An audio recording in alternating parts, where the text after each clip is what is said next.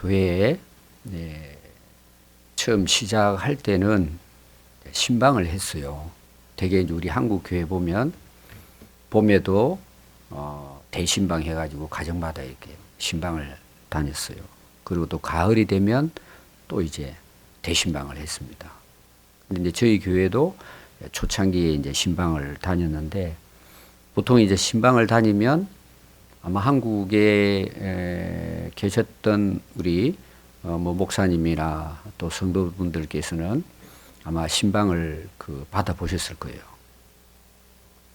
근데 그 신방 때 대개 이제 정심 때에 구역장 집에서 뭘 했죠? 식사 준비를 했습니다. 그러면 이제 신방 대원들 이렇게 함께 다니면서 식사 시간 맞춰가지고 구역장 집에 가서 예배를 드렸어요. 그리고 식사를 했습니다. 근데 문제가 뭐냐 하면 구역장이 식사 대접을 하잖아요. 1년에 대부분 한 번씩 하잖아요. 그러면은 구역장이 예배를 드리고 있는데 구역장은 예배에 마음이 있을까요? 식사 준비하는 데 마음이 있을까요? 예, 식사 준비하는 데 마음이 있어요. 그러면 이제 예배를 마치면 바로 식사해야 되잖아요. 그럼 밥을 언제 해놔야 되겠어요? 미리 해야 되겠죠. 그래서 밥솥에 스위치를 딱 누릅니다. 예배를 시작하면. 그러면 이제 예배 마칠 때쯤 되면 끝이 나잖아요. 그러면 밥만 먹는 것이 아니라 또 국을 끓여야 되잖아요. 그러면 예배 드리는 중에 가스불을 켰어요. 그리고 이제 보글보글 하면서 찌개가 이제 끓여지죠. 근데 이게 시간이 지나다 보면 넘쳐요. 그럼 또 빨리 일어나가지고 가서 또 불을 낮춰요. 그리고 예배가 끝날 때쯤 되면 가서 불을 꺼요. 그리고 끝나면은 식사 준비를 해요. 제가 왜 이 이야기를 할까요? 구역장은 뭐에 관심이 있어요? 식사 대접하는 데 관심이 있어요. 밥을 하고 국을 하고 또 반찬도 미리 준비해 놓죠. 대접하는 마음은 좋아요. 근데 신방은 관심이 없어요. 예배 드리는 데는 관심이 없어요. 그리고 목사님이 설교할 때는 구역장 들으라고 설교를 하잖아요. 근데 설교에 관심이 없어요. 뭐 하는데 관심이 있어요? 우리 아마 사모님들, 권사님들, 집사님들 대접하는 데 관심이 있어요. 그러면 목사님이 신방을 하면서 목사님은 그 가정에 필요한 말씀을 전하려고 오신 거예요. 식사 대접받기 위해서 온 게 아니에요. 그러니까 저희 교회는 식사를 중단했어요. 그래서 오후 1시부터 늦게까지 신방을 하고 식사를 했어요. 제가 왜 이 이야기를 하느냐 하면은 예수님께서 처음으로 고난을 받고 죽임을 당하고 3일 만에 다시 살아날 것을 제자들에게 처음으로 말씀을 전한 거예요. 그럼 제자들이 그 예수님 말씀을 듣고 반응이 어땠을까요? 그 중에 베드로가 예수님께 나와요. 그리고 성경에는 어떻게 기록이 되어 있느냐? 예수님을 붙들었다고 그랬어요.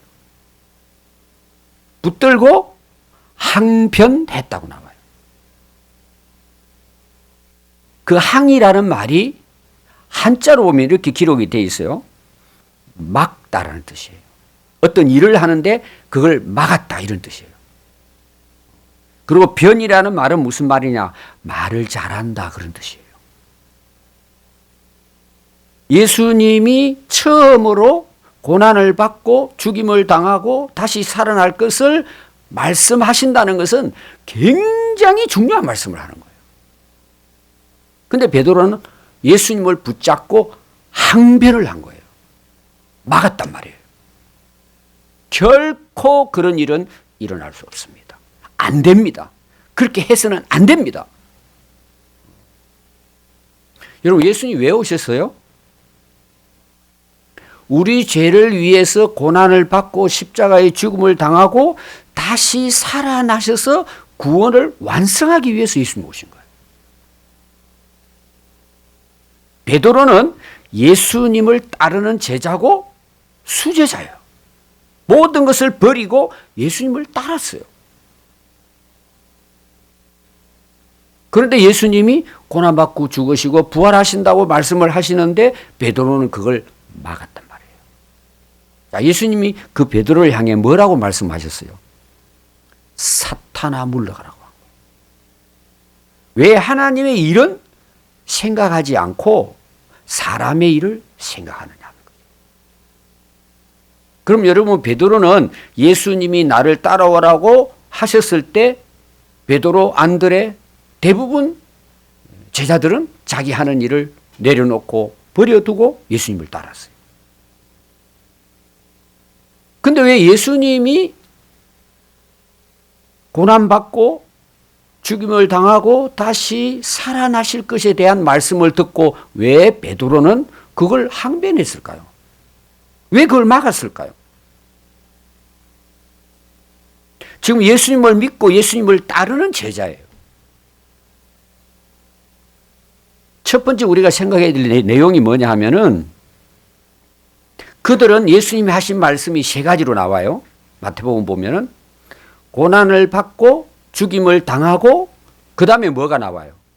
다시 3일 만에 살아나실 것이다. 이 세 가지를 말씀했단 말이에요. 그런데 베드로는 무슨 생각을 했을까요? 예수님이 고난받고 돌아가신다는 그 말씀만 생각한 거예요. 다시 살아날 것에 대해서는 관심이 없어요. 그럼 왜 그랬을까요, 여러분? 베드로가 예수님을 따랐던 목적이 뭐였을까요? 예수님과 함께 고난을 받고 십자가를 지고 죽임을 당하고 그걸 위해서 따랐을까요? 예수님이 이스라엘 왕으로 오신다고 하셨기 때문에 예수님이 왕이 되시면 나도 출세하겠다는 거예요. 한 자리 한단 말이에요. 그러니까 예수님이 죽으신다, 고난을 받고 죽으신다고 말씀하시니까 깜짝 놀란 거예요. 그러면 자기 꿈이 어떻게 돼요? 물거품이 되는 거예요. 그동안 자기가 모든 걸 버리고 예수님을 따랐는데 헛수고가 된 거예요. 그러니까 안 된다는 거예요. 그럼 예수님을 생각했을까요? 자기를 생각했을까요? 자기를 생각한 거죠. 하나님의 일을 생각했을까요? 사람의 일을 생각했을까요? 사람의 일을 생각한 거예요. 근데 베드로는 예수님을 지금 따르는 제자예요. 오늘 우리로 말하면 성도들이에요. 그 중에서도 오늘로 말하면 아마 뭐 지도자, 목사일 수도 있고 선교사일 수도 있고 장로일 수도 있어요.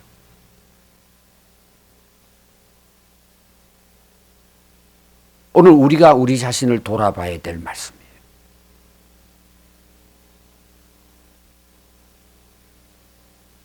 여러분, 베드로가 그랬다면 오늘 우리는 어떨까요? 그 왜 베드로는 그런 일들을 했을까요? 자기의 인생을 살아가는 데 있어서 야망이 있잖아요. 오늘 우리로 말하면 성공하고 출세해야 되잖아요. 그것을 예수님을 따르는 베드로도 그걸 내려놓지 못한 거예요.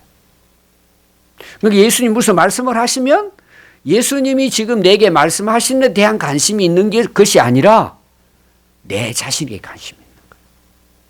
내 생각에 빠져 있는 거예요. 자, 오늘 우리가 신앙생활을 하고 있잖아요. 여러분, 고난이 좋아요? 출세하는 게 좋아요? 우리 이제 오늘 부활절이잖아요. 여러분, 부활에 관심이 있어요? 이 땅에 관심이 있어요? 오늘 우리가 먼저 생각해야 될 부분이에요. 그래서 우리가 세상의 일에 세상에 내 마음과 생각이 빼앗겨 있으면 여러분, 이 성경 말씀이 하나님 말씀이라는 건 우리가 알고 있지만 이게 들리질 않아요. 안 들린단 말이에요. 아까 제가 예를 쉽게 드렸잖아요. 찌개 끓이고 밥 하는데 관심이 있지, 하나님이 오늘 이 목사를 통해서 내게 무슨 말씀을 할 것이냐, 관심 없어요. 여러분, 남을 대접하는 것은 좋은 일이에요.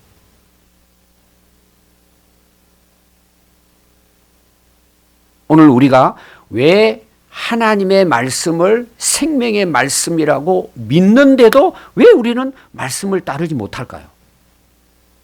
관심이 없어요. 그리고 또 교회를 가면 여러분 설교 듣잖아요. 오늘 여러분 설교 내용을 잘 한번 여러분들이 들어보십시오. 이 세상에 대한 말씀을 하고 있는지, 영원한 하나님 나라에 대한 말씀을 하고 있는지 여러분들이 들어봐야 돼요. 근데 왜 안 들릴까요? 그렇게 많은 설교를 듣고 어떤 사람은 성경을 백독을 해요. 근데 그 말씀이 왜 내게는 안 들릴까요? 세상 생각, 세상 일에 빠져있기 때문에. 오늘 제가 여러분들에게 먼저 설교한 내용은 마태복음 16장에 나오는 내용을 여러분들에게 말씀을 드렸습니다.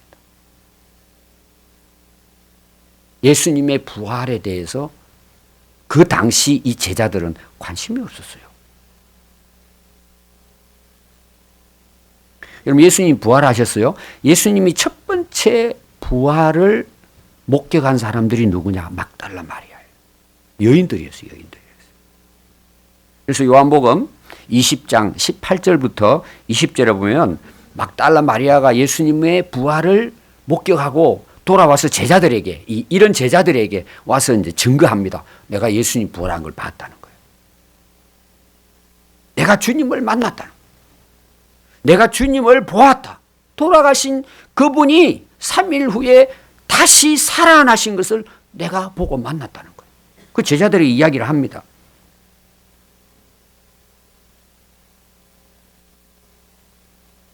근데 제자들은 그때 예수님이 부활하신 것을 믿지도 않았지만 막달라 마리아의 부활의 목격담을 듣고는 그들은 숨어 있었어요. 그것도 문을 잠그고. 근데 그 부활하신 예수님이 그 문을 잠그고 두려워서 숨어 있는 제자들의 방에 찾아오신 거예요. 그리고 예수님께서 말씀하십니다. 내 손과 옆구리를 보라는 거예요. 그래서 제자들이 막달라 마리아가 이야기할 때는 못 믿었어요. 그럼 막달라 마리아 전에는 누가 예수님이 부활할 것을 말씀했어요. 예수님이 직접 말씀하셨어요. 3일 후에 살아나실 것을. 관심이 없는 거죠. 막달라 마리아가 내가 예수님을 보았다고 말씀을 전했는데도 그들은 믿지 못하고 두려워 숨어 있었어요. 근데 그때 예수님이 직접 오신 거예요. 그때 예수님의 손과 이 예수님의 옆구리를 보고 그들이 예수님 부활하신 걸 믿고 그들의 마음이 어땠을까요? 기뻐하더라는 거예요. 오늘 저는 여러분들이 예수님의 부활을 믿고 그 부활의 소망으로 여러분 기뻐하시기를 바라요. 우리는 죽어도 살아요. 땅에 묻혀서 흙으로 돌아가도 우리는 예수님 다시 오시면 부활해요. 이게 우리의 소망이에요. 우리가 예수 믿는 소망이에요. 여러분, 이 땅의 소망은 어떨까요? 잠시예요. 여러분들이 아마 원하는 소원도 있을 거예요. 또 그 소원을 이루기 위해 여러분 기도하실 거예요. 그러나 잠시예요. 여기 아마 나이 드신 분들 계시겠지만 여러분 인생이 길던가요? 짧아요. 그래서 이 사도행전을 가보면은 예수님의 부활을 경험한 사도들, 제자들이죠. 성도들이 뭘 했을까요? 그게 사도행전 목적이에요. 부활하신 예수님을 증거하는 거예요. 그래서 사도는 세상으로 보낸 자들이거든요. 그럼 뭘 하러 보냈을까요? 예수님이 우리의 그리스도이신 것을 전하지만 예수님은 실제로 말씀하신 대로 부활하셨다는 거예요.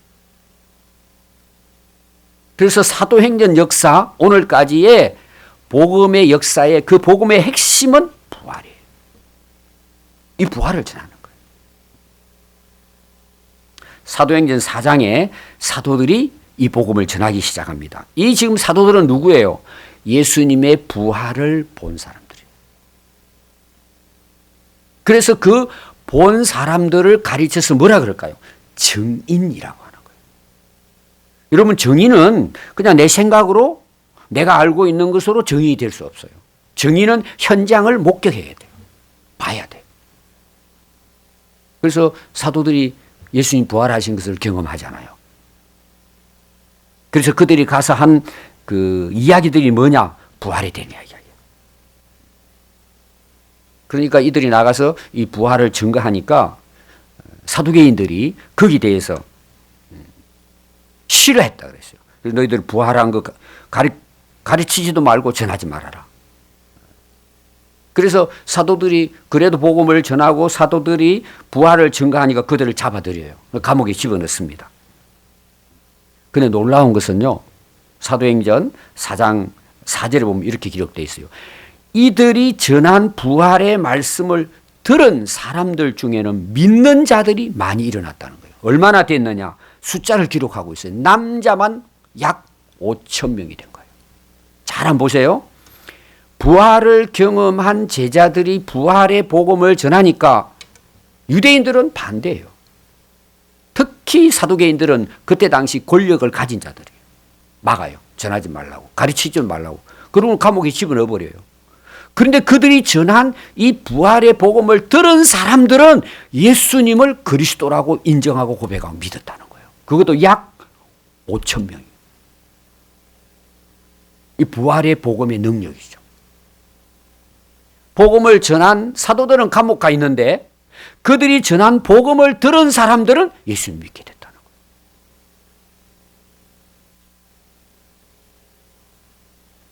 거예요. 사도행전 4장 19절에서 21절에는 베드로와 요한의 복음 증거가 나와요. 그들은 감옥에 갔다 오기도 하고 핍박을 당해요. 근데 그들이 사두개인들, 유대인들에게 당당하게 이렇게 이야기합니다. 하나님 앞에서 너희 말을 듣는 것이 옳으냐? 너희들이 한번 생각해 봐라는 거예요. 우리는 보고 들은 것을 말하지 않을 수 없다. 여러분, 어떤 그 사건을 딱 봤잖아요. 실제로 목격을 했어요. 그럼 말하고 싶어요? 입에 담고 있어요?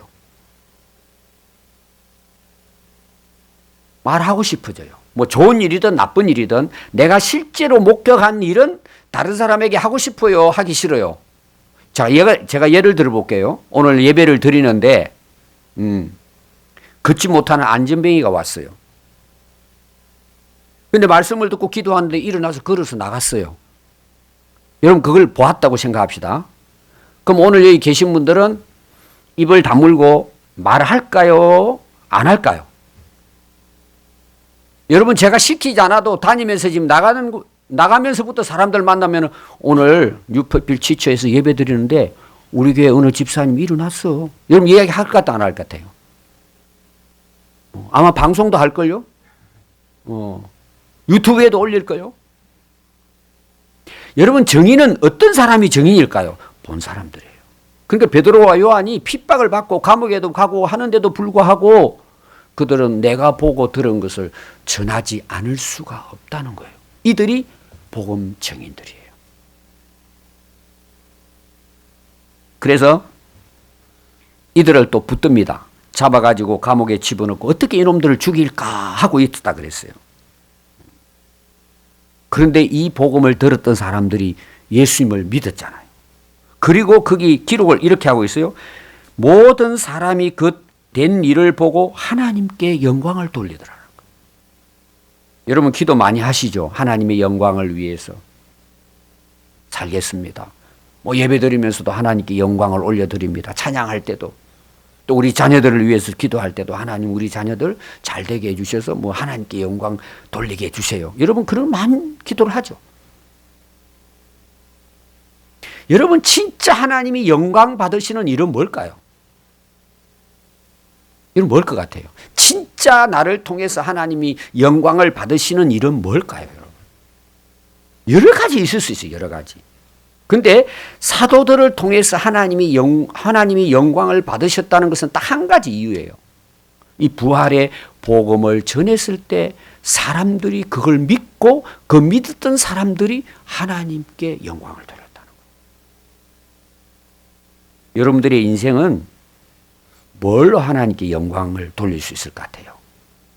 그 부활의 주님을 내가 만났을 뿐만 아니라 그분을 증거할 때.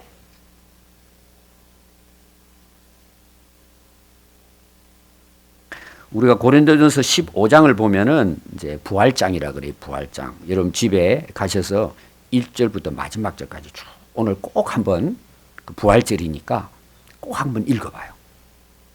많이 읽을 수 있다면 10번 정도 읽어봐요. 고린도전서 15장이에요. 1절부터 쭉. 긴 장이지만 꼭 여러분 한번 읽어보세요. 오늘 제가 간략하게 바울이 이 부활의 복음을 전한 내용이 고린도전서 15장. 그 당시 우상 숭배하는 고린도 교회에 전한 말씀이에요. 제가 간략하게 여러분들에게 말씀을 드리겠습니다. 그 사도행전 1장 2절은 바울이 전한 복음이 뭔가 여기에 대한 이제 기록이 나오고 있습니다.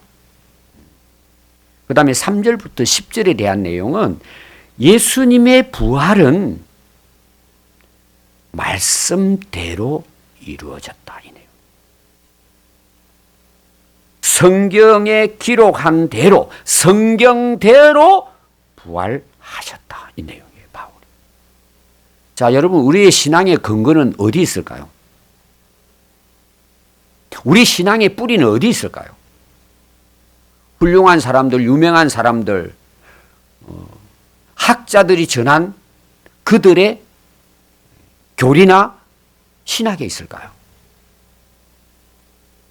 유명한 사람이 이야기를 했으니까 그게 우리 믿음의 근거가 될까요? 도움은 되지만 그거는 근거가 아니에요. 우리 신앙의 근거는 성경이에요. 여러분 성경을 믿어야 돼요. 그래서 바울이 원래는 예수님을 믿는 사람들을 핍박하는 또 예수님을 죽이는데 앞잡이에요. 그 바울이 변화가 됐어요. 그리고 이 성경의 복음을 전한 것이 고린도전서 15장이에요. 왜? 본인이 봤기 때문에, 경험을 했기 때문에. 근데 그 신앙의 근거는 말씀에 있다는 걸 바울이 지금 전하고 있는 거예요. 성경대로 부활하셨다. 예수님이 말씀하신 대로 부활하셨다는 거예요. 그래서 여러분들이 오늘날 부활에 대한 내용을 들으면서도 안 믿는 사람들도 많아요. 왜 죽은 사람이 다시 살아날 수 있냐? 썩었던 육체가 어떻게 다시 살아날 수 있냐? 그래서 여러분들이 그 고린도서 15장 그 3절부터 여러분 가셔서 읽어보면은 성경대로 계속해서 성경대로 제자들에게 보여주시고 500여 성도들에게도 보여주시고 마지막 만삭되지 못한 가장 작은 나에게도 예수님이 찾아오셔서 말씀해 주셨다는 거예요. 그래서 부활은 한순간에 단순히 일어난 것이 아니라 이미 구약에서부터 예언된 대로 성경에 예수님이 예언하신 대로 그 말씀대로 부활하신 거예요. 여러분들의 믿음의 근거는 성경이어야 합니다. 자꾸 여러분들 인간적인 생각을 가지고 뭐 이래서 저렇게 해서 어떻게 부활할 수 있느냐, 뭐 과학적으로 어떠냐, 그건 여러분 다 세상 사람들이 하는 말이에요. 부활은 성경대로 약속대로 예언대로 이루어졌습니다.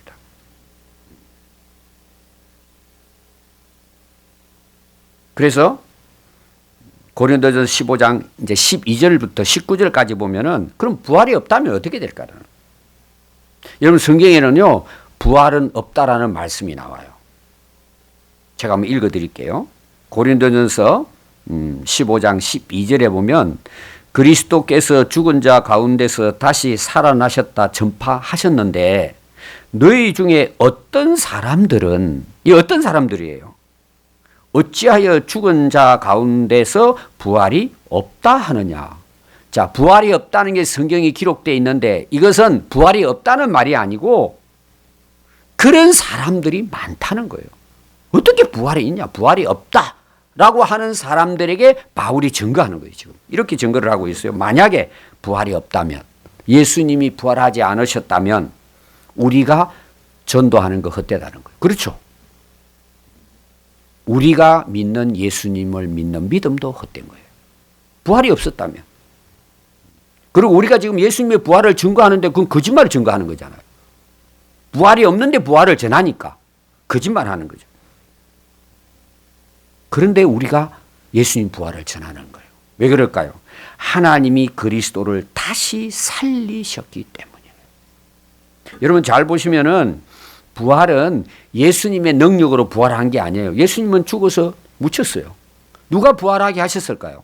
하나님의 권능이, 능력이 예수님을 부활하게 하셨다. 그래서 부활이 없으면 우리 믿는 자들은 믿음도 헛되지만 그리스도 안에서 이미 믿고 무덤에 들어간 사람들도 망한다는 거예요. 왜? 다시 살아날 수 없으니까. 만일 그리스도 안에서 우리가 바라는 것이 이 부활의 소망이 아니고 이 땅의 삶뿐이라면 여러분 예수님을 믿을 이유가 없다는 거예요. 헛되다는 거예요. 우리가 진짜 불쌍한 사람이라는 거예요. 바울이. 왜 그럴까요?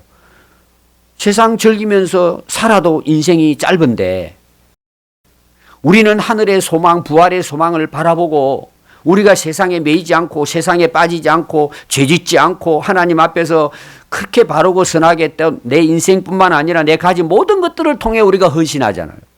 이게 얼마나 헛되냐고. 부활이 없다고 한다면 우리 신앙생활 하는 거 다 헛되단 말이에요. 여러분 신앙생활이 이 땅의 삶을 위해 한다면 여러분 그렇게 신앙생활 할 이유가 있을까요? 저는 없어요. 저는 오늘이라도 그만둬요. 이 세상뿐이라면. 여러분 전도서도 한번 기회가 되면 집에 가셔서 꼭 한번 읽어보세요. 솔로몬의 전도의 말씀이에요. 헛되고 다 헛된 거예요. 근데 우리가 이 세상 것을 바라보고 예수님을 믿고 교회를 다닌다? 부활의 소망이 없다? 그냥 흙으로 왔다 흙으로 돌아가면 끝이에요. 아무것도 남지 않아요. 제가 하나님 주신 은혜 중에 저는 첫 번째를 이야기하라면요. 첫 번째가 하나님의 창조하심을 믿게 됐어요. 고등학교 1학년 때. 두 번째가 뭔 줄 아세요? 그 하나님을 만나고 믿고 성경을 읽으면서 제가 깨달은 딱 진리 하나가 있어요. 그 세상에 대한 거. 세상이 헛되다는 거예요. 제가 제 안에는 지금까지도 그게 있어요. 그 믿음이. 그 나중에 가서 전도서를 읽어보니까 하나님께서 제게 주신 은혜의 말씀이 그 안에 다 기록되어 있더라고요. 아까 제가 이야기했죠. 우리 신앙의 근거는 말씀이라고. 여러분 말씀이 들어오지 않으면은요. 정말 헛되고 헛된 이 세상 삶에 빠져 살다 가는 거예요. 그것도 몰라요, 여러분. 저는 수도 없이 많은 장례식을 치루었어요. 여러분 장례식 가야 돼요. 뭐 위로하기 위해서도 가야 되지만 자기 모습을 보는 거예요. 그게 언제일까요? 여러분 내일일 수도 있고 오늘 밤일 수도 있어요. 우리 인생이 그런 거예요. 근데 부활이 없다? 신앙생활 열심히 하고 주님을 위해 열심히 살았는데 부활이 없다, 여러분. 이 세상뿐이다. 여러분 이럴 수도 있어요. 하나님께서 우리에게 복을 주셔서 세상에 성공할 수도 있어요. 부자가 될 수 있어요. 출세할 수 있어요. 여러분 죽으면 어떻게 될까요? 저는 고등학교 1학년 때 그걸 본 거예요. 헛되다는 것을. 그래도 세상은요, 우리를 유혹합니다. 무너뜨려. 싸우는 거예요. 매일 싸우는 거예요. 그런데 오늘 여러분 삶을 한번 돌아보십시오. 여러분 어디에다가 소망을 두고 목표를 두고 사십니까? 실제로.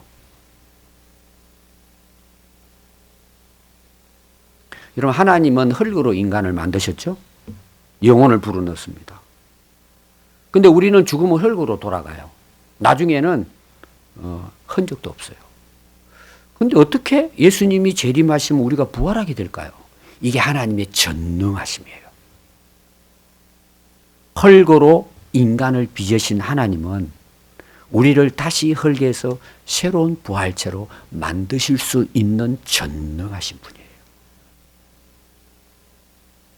우리에게는 소망이 있는 거죠. 여러분 살아가다 보면 힘들고 어려운 일이 많이 있을 거예요.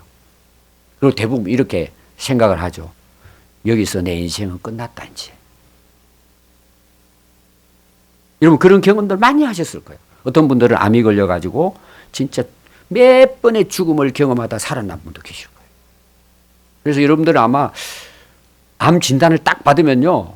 거의 대부분 사람들이 절망합니다. 앞에 안 보인다 그래요. 여러분 그럴 때가 있죠. 그럼 여러분 우리가 건강하게 100살을 살았어요. 그리고 죽음이 찾아와요. 부활의 소망이 없는 사람은 절망합니다. 인생이 여기서 끝나는구나. 헛되구나. 그러나 부활의 소망이 있는 사람들은요. 이 세상에 어떤 고난과 역경, 어떤 경우는 순교의 자리에 있어서도 우리는 하늘의 소망을 바라보고 삽니다. 죽음도 이긴다니까요. 우리 믿음의 선배들이 그렇게 신앙을 지킨 거예요. 여러분들이 진짜 부활의 소망에 확신이 있으면요. 여러분 지금 좀 고민하고 나는 왜 이렇게 살까? 왜 힘들까? 앞이 안 보인다. 여러분 그런 생각도 안 들어요. 그리고 이 세상을 이기는 거예요. 그 가운데 주님을 만나는 거예요. 저는 이제 목회를 딱 40년 했거든요. 그리고 개척을 33년 했습니다. 저는 이제 개척교회, 작은 교회에 들어오면 항상 33년 전에 10평도 안 되는 조그마한 그 상가에서 하루에 월세 내고 한 채 10명도 안 되는 성도들하고 개척을 시작했어요. 그러나 저는 그때도 좋았어요. 33년 하나님 은혜 가운데 저는 정말 즐겁게 목회를 했어요. 그리고 하나님께서 다음에 미국에 계신 분들 한국 오시면 우리 군산에 가면 평안교회를 찾아가 보십시오. 인터넷도 나옵니다. 보시면은 제가 설명 안 해도 그 조그마한 박스 안에서 자그마한 교회 시작했는데 우리 교회가 어떠한지 여러분 직접 한번 가서 보시고 그 다음에 인터넷 들어가도 나와요. 군산 평안 성결교회 치면 나옵니다. 저는 그때도 좋았고 지금도 좋아요. 지금은 더 좋아요. 왜냐하면은 저와 하나님과의 1대1로 만나는 시간이 너무 좋아요. 좀 이따 이제 라오스 사역에 대해서 마무리하고 마치겠습니다. 자, 오늘 여러분 읽은 말씀을 이제 제가 결론으로 여러분들하고 말씀을 나누려고 합니다. 여러분들 잘 아는 내용이에요. 거기 보면 이런 내용이 오늘 읽은 내용을 보면은 바울이 부활한 예수님을 직접 만나잖아요. 다메섹 도상에서. 그리고 주님께서 너는 내가 택한 나의 그릇이다. 주님의 일꾼으로 쓰임받는 거죠. 평생을 쓰임받아요.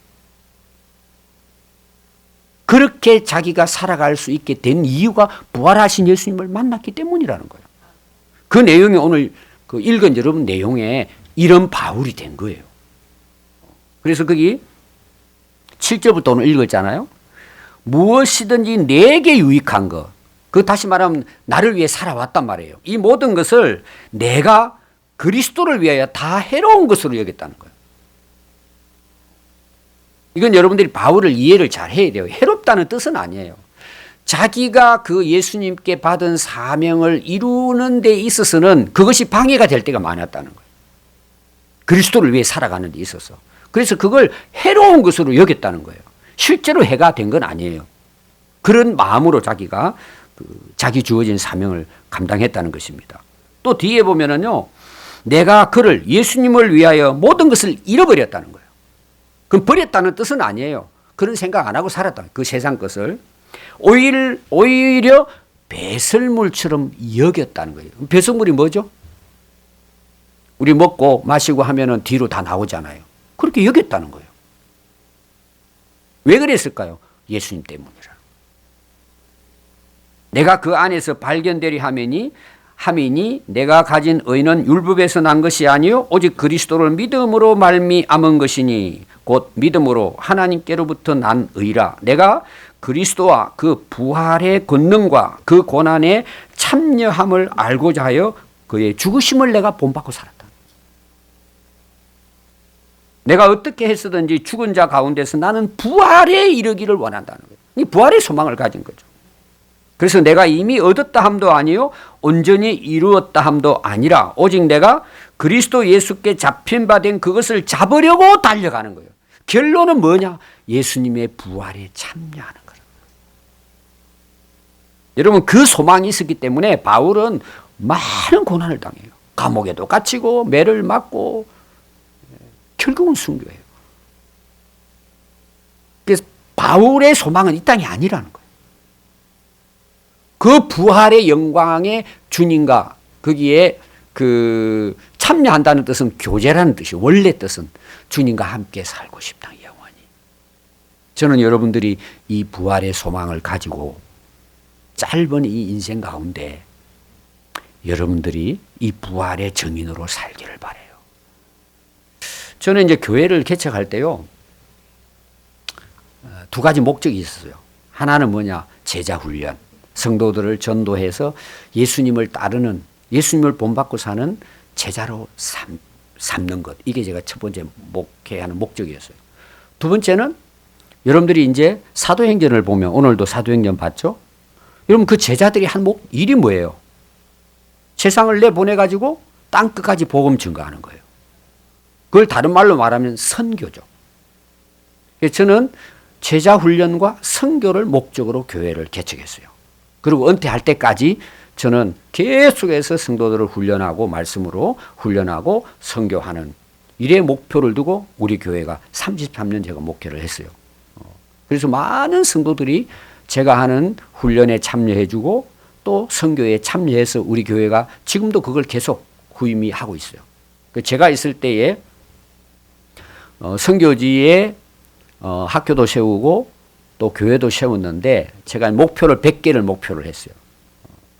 근데 제가 지금까지 합하면 한 66개, 다른 교회들도 함께 참여했기 때문에 66개 교회 개척하고 초등학교 하나 아프리카 세우고 현재는 라오스의 국제학교 3년제 전문대학을 세워서 그게 이제 일들이 계속 많이 이루어져서 제가 이제 은퇴를 한 5년 전에 그 5년 일찍 은퇴를 해서 지금 라오스 가서 그 학교와 함께 학생들을 말씀으로 훈련하고 있어요. 지금 그 학교가 한 5년 전에 시작이 됐고 지금은 학생들이 한 166명, 1학년, 2학년 계속 이제 학생들이 많이 옵니다. 또 하나는 그 학생들 중에 그 예수 믿는 학생들은 기숙사를 지어가지고 그 기숙사에서 모든 것을 무상으로 훈련하고 학교 보내고 먹이고 하는 것을 현재 제가 그 기숙사 안에 미리 방을 만들어 놓고 거기 가서 그 아이들을 새벽부터 훈련하는 거예요. 주 목적은 어려운 그 나라니까 그 학교의 학생들을 그 공부시켜서 그 애들이 앞으로 뭐 하나님의 일꾼으로 살아가도록 돕는 역할도 하지만 주 목적은 그 기숙사에 있는 학생들, 지금 한 20명 정도, 남녀 학생들 20명 정도, 그게 우리 기숙사를 거의 뭐 저희 교회에서 협력을 해서 몇 년 전에 그 기숙사를 건축을 해서 지금 20명이 훈련을 받고 있습니다. 그래서 앞으로 그들은 이제 복음을 전하고 뭐 사역자가 되고 또 목사가 되고 또 선교사가 되고 그 훈련을 지금 가서 제가 하고 있습니다. 그래서 여러분들이 그 라오스 그 인터넷 들어가서 보면은 그 동남아 지역에는 가장 열악한 나라입니다. 그래서 동남아의 아프리카가 라오스입니다. 라오스가 얼마나 경제적으로 어렵냐 그러면요. 대학 교수가 그 우리 전도사 중에 대학 교수가 있어요. 수학 교수인데 20년 교수 생활이에요. 월급이 얼마인 줄 아세요? $100입니다. $100에서 $200 사이에요. 공무원도 마찬가지야. $100면 많이 받는 거예요. 거기에서는. 왜? 직장이 없으니까. 그러니까 학생들이 공부한다는 건 굉장히 어렵습니다. 거기는 애들이 학비가 없어가지고 우리가 이제 10만 원씩 받는데 월 50만 원을 장학금을 5만 원을 장학금을 줘요. 50%만 받는 거죠. 그래도 애들이 못 와요 학교를. 그것이 없어가지고 우리가 생각할 때는 뭐 이해가 안 되지만 그래서 거기에 있는 학생들을 앞으로 이제 훈련시켜서 그 라오스에 있는 특히 소수민족이 많이 있습니다. 우리가 들어갈 수가 없는 곳이 있어요. 거기 가면 못 들어오게 하니까 그쪽으로 이제 학생들을 훈련해서 이제 전도하게 하고 지금도 이제 전도는 토요일 날 같은데 해요. 애들 학교 안 다닐 때 자국민들이 자기들이 예배드리고 전도하는 것은 허용을 해요. 거의 공산국가니까 불교국가고. 근데 다른 나라에서 온 사람들은 선교는 못해요. 추방당합니다. 뒤에서 제가 이제 그들을 훈련해서 내보내고 지금까지 사역을 진행하고 있고 그 학교를 담임하고 있는 교장은 제가 20년 전에 중국의 신학교를 운영을 했거든요. 그리고 이제 지금은 추방되기 전에 제주도에서 내 학교를 다시 세워놨습니다. 거기에 일기생이 지금 그 교장으로 세워진 거예요. 우리 교회에서 파송을 해서 지금까지 지원하고 있고 그 교장 또 그 부인도 우리 신학교 2기생 둘이 이제 커플이에요. 우리 신학교 결혼해서 그 학교를 지금 실제적으로 학장으로 이사장으로 운영하고 있고 저는 이제 훈련하고 또 후원하고 하는 역할을 제가 담당하고 앞으로 해서 이제 계속해서 그 학교가 잘 운영이 될 것입니다. 그 외에도 저는 이제 중국 사역 또 태국 특히 이제 인도 이런 지역을 다니면서 제가 목회할 때 훈련한 그 사역자들이 지금은 인도에 거의 뭐 7개 저들 교회가 지원해서 세워진 해서 지금도 그 사역은 계속 진행되고 있습니다. 그래서 제가 짧은 시간이기 때문에 그 세세하게 이런 말씀을 드릴 수 없지만 기억날 때마다 여러분들이 기도해 주시면 감사하겠습니다. 기도하겠습니다.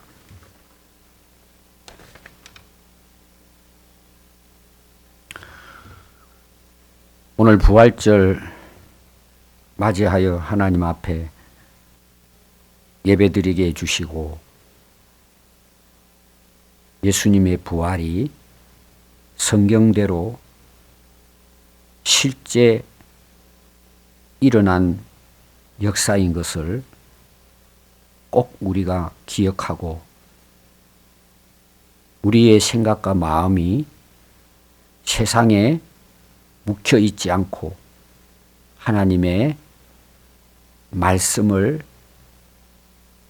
듣고 마음에 새겨서 그 말씀대로 살아가는 이 하나님의 말씀이 실제로 하나님이 이루어 가시는 진리의 말씀인 것을 우리가 꼭 깨달아서 특별히 부활의 소망을 가지고 다시 만날 그 예수님을 소망하며 그 영원한 부활의 영광에 우리도 함께 참여할 수 있도록 성령님 오늘 우리에게 말씀해 주시고 우리의 귀를 열어주시고 우리의 눈을 열어주셔서 오늘 또 이곳에 찾아오시고 만나주시는 그 주님을 오늘도 우리가 만나고 감사하고 기뻐하고 찬양하며 영광을 돌려드리는 우리의 남은 인생 되도록 은혜와 복을 더하여 주시옵소서. 감사드리며 예수님의 이름으로 기도드리옵나이다. 아멘.